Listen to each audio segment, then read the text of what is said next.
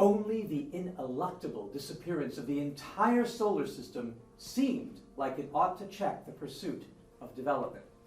In response to this challenge, the system already, at the time the fable was told, had begun to develop prostheses able to perpetuate it after the disappearance of the energy resources of solar origin that had contributed to the appearance and survival of living, and in particular, human systems.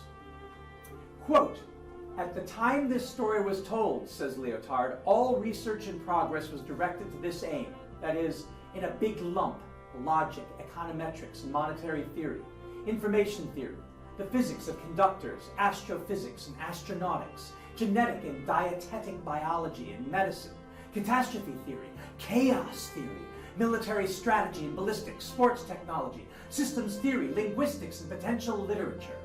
All of this research turns out, in fact, to be dedicated, closely or from afar, to testing and remodeling the so-called human body, or to replacing it in such a way that the brain remains able to function with the aid only of the energy resources available in the cosmos.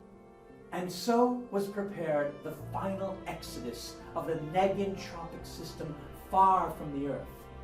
What a human and her brain, or rather the brain and its human, would resemble at the moment when they leave the planet forever before its destruction, that the story does not say." End quote. Now see, Leotard's ideas that captivated me as a graduate student studying disaster planning was that if you take seriously all of history's greatest thinkers in every discipline, arts, sciences, and humanities, you cannot escape the conclusion that we are but a transient yet significant species whose evolutionary purpose lies in getting this negentropic phenomenon of life and consciousness out into the stars, to the vast uninhabited spaces.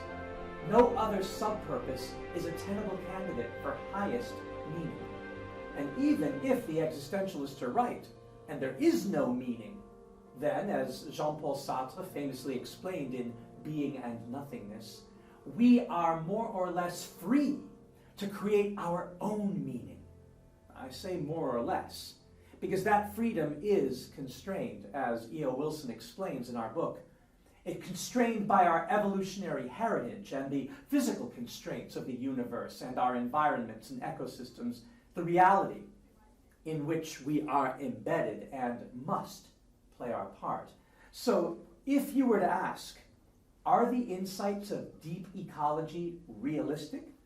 Well, Leotard responds, quote, "Realism is the art of making reality, of knowing reality and knowing how to make reality." He says, the story we just heard says that this art will still develop a lot in the future. Reality will be changed. Between what we are and what the hero of the final exodus shall be, reality and the art of reality will have been at least as metamorphosed as they have been from the amoeba to us. Development is not an invention made by humans. Humans are an invention of development.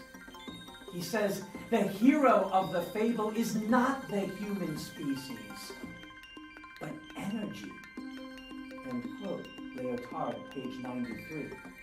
So in a certain sense, deep ecology can be seen as an inevitable trope, a logical perspective because, quote, deep ecology presents a way into the study of ecological values, merging fiction and non-fiction, history and science, art and philosophy and literature.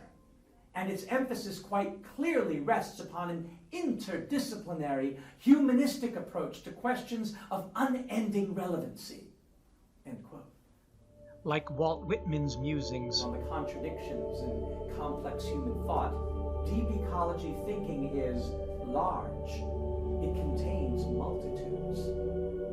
Now, eventually, we will all end up in deep thought about deep ecology. And this lecture helps to explore that context so that our imaginings of sustainability don't lead us toward an ever-sustaining profit machine that nonetheless deprives us of intangible forms of freedom and charity and kindness.